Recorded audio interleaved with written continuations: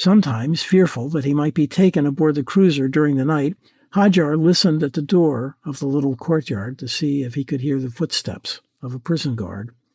Complete silence reigned all around the gorge, broken only occasionally by the footsteps of a sentinel walking on the platform of the fort.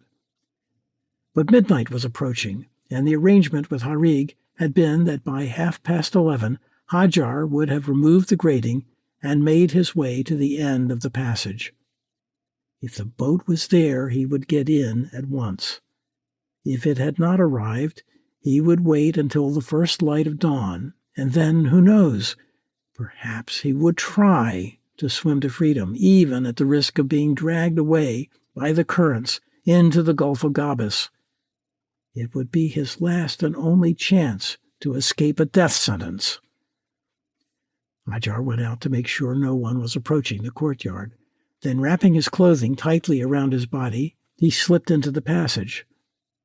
The passageway was about 30 feet long and just wide enough for a man of average size to squeeze into it. As Hajar crawled along it, some folds of his clothing caught and were torn on its jagged sides. But slowly and with great effort, he finally reached the grating. This grating, as mentioned, was in very poor condition. The bars had come loose from the stone, which crumbled at a touch. After 5 or 6 good tugs, it gave way. Hajar set it back against the side of the passageway, and the way was clear. The Tuareg chieftain had only 2 more meters to crawl to reach the opening. This was the hardest part of all, since the drain became extremely narrow at the end. He managed to push through, however, and did not need to wait long. Almost at once, these words came to his ears. "We're here, Hajar!"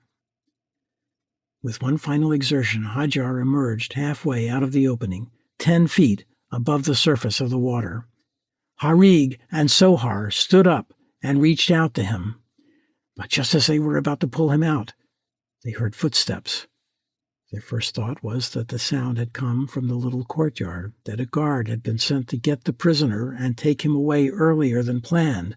Now that the prisoner was gone, the alarm would be sounded in the fort.